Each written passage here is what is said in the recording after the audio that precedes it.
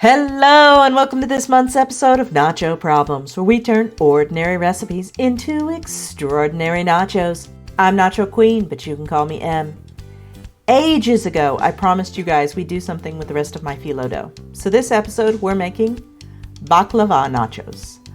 Baklava is a sweet pastry from the cuisine of the Ottoman Empire, which existed from the 1400s until the early 1900s, and at one time controlled much of the Eastern Mediterranean and most of modern-day Turkey and Greece. The modern version of the dish involves layers of phyllo dough brushed with oil or butter and some kind of nuts. Pistachios and walnuts are the most common, but I've made it with pecans before, and let me just say, that is good stuff. So let's get started. Step 1, the chips. The baklava will be our chips, and for that we need some phyllo dough, thawed. I ended up using about half this package. 7 ounces of nuts. I chose walnuts for this batch. About 1½ sticks or 3/4 of a cup of butter, melted. 3/4 of a cup plus 1 tablespoon sugar, divided. 1½ teaspoons cinnamon. 1/4 of a teaspoon clove, and about half a cup of water. We'll start by adding the nuts, spices, and 1 tablespoon of sugar to Cuisinart Garfunkel here. Then mix on high for just a few seconds. You don't want it to be too powdery. Next, we're going to cut our phyllo sheets to be roughly the same size as our pan. I'm using an 8x8 square pan, but if you're making a 9x13, you shouldn't need to cut your sheets at all. Now, start by brushing the bottom and sides of your pan with some of your melted butter. Then press 1 sheet of the phyllo dough into the pan. Brush it with more butter, and then add another sheet on top, repeating these steps until you've added 5 sheets. Then we're going to sprinkle about 1/4 of our filling on top of the phyllo. Then add 3 more layers of the phyllo and butter before adding another layer of the filling. Almost forgot, you want to keep your sheets covered with a damp cloth to keep them from drying out. Keep alternating between 3 sheets of phyllo and the filling until you've used up all of your filling mix. And then top with another 5 layers of phyllo and butter, and we're almost ready to bake. Now, this may sound odd, but you're actually going to want to cut the baklava before baking. This helps it to cook evenly and allows the syrup we're going to make to permeate through it better. I'm handing this part over to cameraman, as we all know my knife skills are atrocious.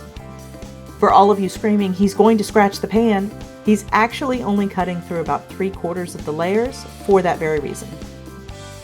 You can just do squares if you want, or you can get fancy and do triangles like these.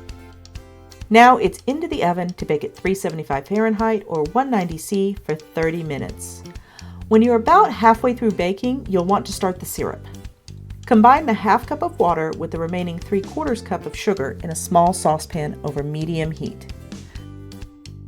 Stir regularly until the sugar fully dissolves.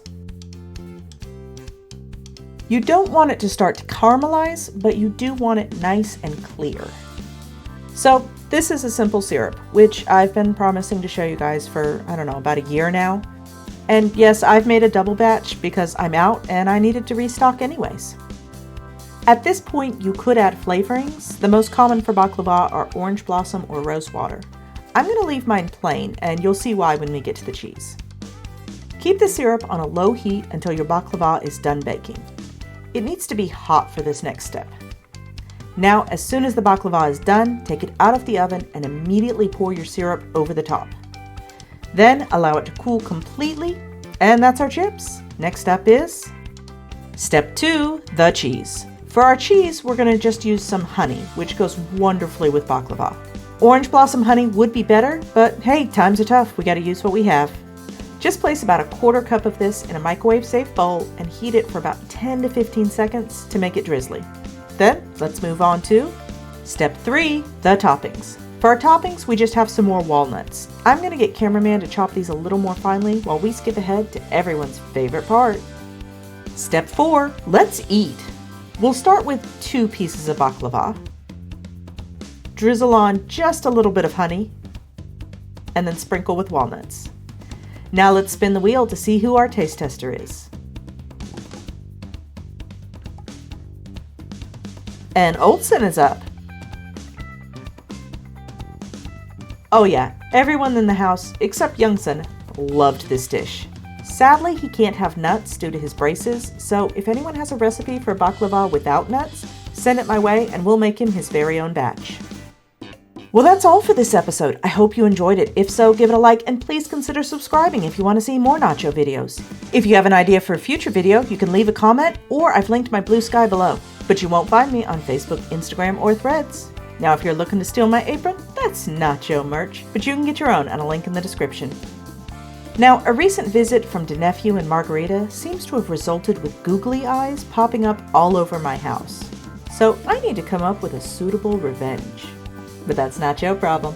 Thanks for watching, and I'll see you soon.